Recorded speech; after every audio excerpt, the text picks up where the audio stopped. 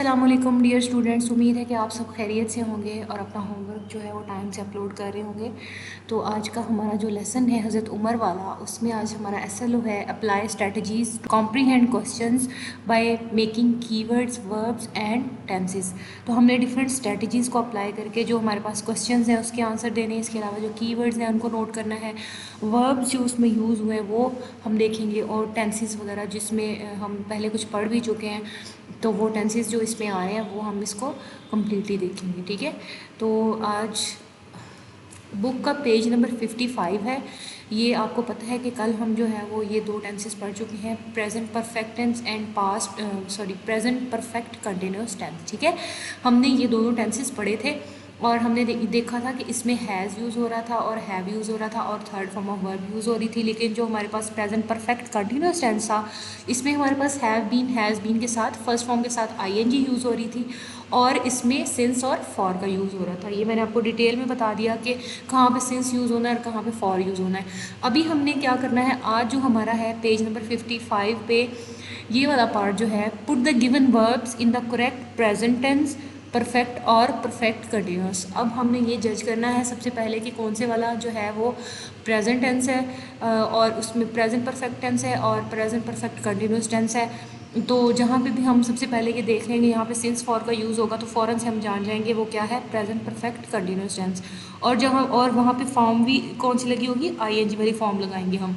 और जो दूसरा हमारे पास था प्रेजेंट परफेक्ट टेंस, तो वहाँ पे हैज़ हैव के साथ थर्ड फॉर्म आ जाएगी। तो सबसे पहले हम इनको सॉल्व करना शुरू करते हैं।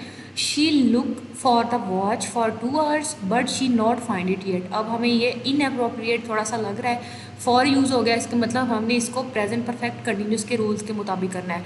तो यहाँ पे फिर हमारे पास हेल्पिंग वर्ब साथ यूज़ होगा, हैज़ बीन। तो हमारे पास फॉर्म कौन सी आएगी यहाँ पे, आईएनजी वाली, हैज़ बीन लुकिंग। तो she has been looking for her watch for 2 hours but she has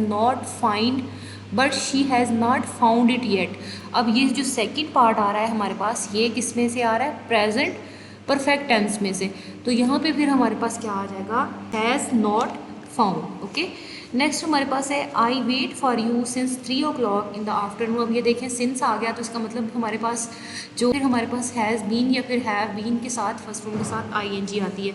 तो यहाँ पे आई है, आई के साथ हमारे पास हैव बीन आता है और हैव बीन और आईएनजी वाली फॉर्म वेट की, फिर हमारे पास वेटिंग आ जाएगी। I have been waiting for you since 3 o'clock in the afternoon. उसके बाद है the maid has finished her work in the kitchen. ठीक है, इसी तरह से चौथा देखें, I have not seen her, अब थर्ड फॉर्म आएगी यहाँ पे, her for a long time. उसके बाद है ही हैज़ ऑलरेडी लेफ्ट। अब लीव नहीं आएगा यहाँ पे, हैज़ आ गया साथ में, has already left for England for higher studies. ठीक है, तो इसी तरह से आपने इन सबको सॉल्व कर लेना है। तो ये आपका बुक का पार्ट था। जो आपका टेंस है वो है फ्यूचर इंडेफिनिट टेंस और इसको हमने पैसिव वॉइस में कन्वर्ट करना है। एज यू नो बच्चों, फ्यूचर इंडेफिनिट टेंस जो है उसमें हमारे पास सिंपल टेंस में विल और शैल यूज़ होता है और साथ में वर्ब की फर्स्ट फॉर्म आती है। ठीक है, लेकिन जब हमने इसको एक्टिव वॉइस से पैसिव वॉइस में जाना है तो फिर हमने इसको जो विल और शैल था इसको हमने चेंज कर देना होता है विल बी और शैल बी में। ठीक है, तो हम इसको सिंपल इसमें हेल्पिंग वर्ब जो है वो will be shall be use करेंगे। बाकी सारी जो चेंजेस हैं वो वैसे ही होंगी जैसे हम पहले कर रहे थे कि जो सब्जेक्ट है वो ऑब्जेक्ट की जगह पे चला जाता है और ऑब्जेक्ट सब्जेक्ट की जगह पे चेंज होके, और फिर हम हेल्पिंग वर्ब लगाते हैं साथ में और इसमें थर्ड फॉर्म यूज़ होती है और इसके अलावा बाय आता है बिफोर ऑब्जेक्ट। तो अब हम इसका कोई सेंटेंस बनाते हैं, he will sing a song. आपको पता है ये फ्यूचर इंडेफिनिट का सेंटेंस से कैसे पता चला, विल लगा हुआ है और साथ फर्स्ट फॉर्म आई हुई है, तो इसका मतलब है ये फ्यूचर इंडेफिनिट है। इसको हमने पैसिव वॉइस बनाने के लिए हमने यहाँ पे सिंपली विल बी लगाना है। ठीक है, अ सॉन्ग स्टार्ट में आ गया ऑब्जेक्ट विल बी। ठीक है, विल बी। अब सिंग का क्या थर्ड फॉर्म है, संग बाय, ही का क्या आ गया, हिम। इसी तरह से she will cook a fish start में आ गया, उसके बाद विल के साथ क्या आ गया, be, will be cooked by her. तो ये आपके एफर्मेटिव सेंटेंसेस जो हैं वो आज की डायरी में ऐड है, तो आपने इसकी एक्सरसाइज को बहुत अच्छे तरीके से सॉल्व करना है।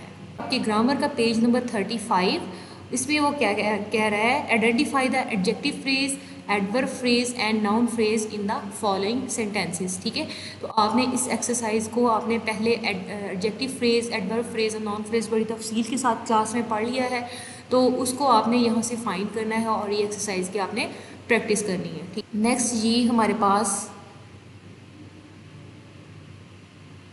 जी स्टोरी हम पढ़ रहे थे ग्रीडी डॉग और हमारी यहाँ तक हो गई थी।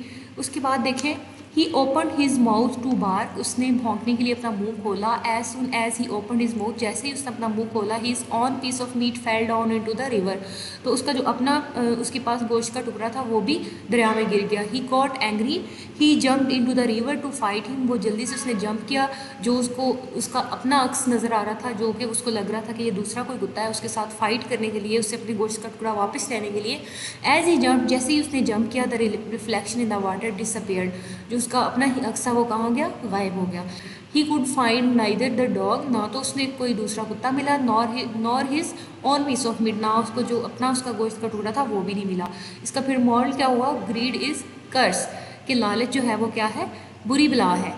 कि अगर वो जो उसके पास अपना पीस ऑफ मीट था, अगर वो उसी पे इक्तफा करता और उसी को खा लेता, तो वो ना तो वो डूबता और ना उसके साथ ये वाक़या पेश आता। ठीक है, और सेकंड मॉडल है, a bird in hand is worth two in the bush. ठीक है, आज का आपका होमवर्क है, make 5 MCQs from book page number 55। आपने क्या करना है, पेज नंबर 55 जो है हमारे पास, यहाँ से आपने 5 MCQs बनाने हैं और बना के आपने इसको पोर्टल पे अपलोड कर देना है। ये थी आज की हमारी क्लास। फ़ी अमान अल्लाह।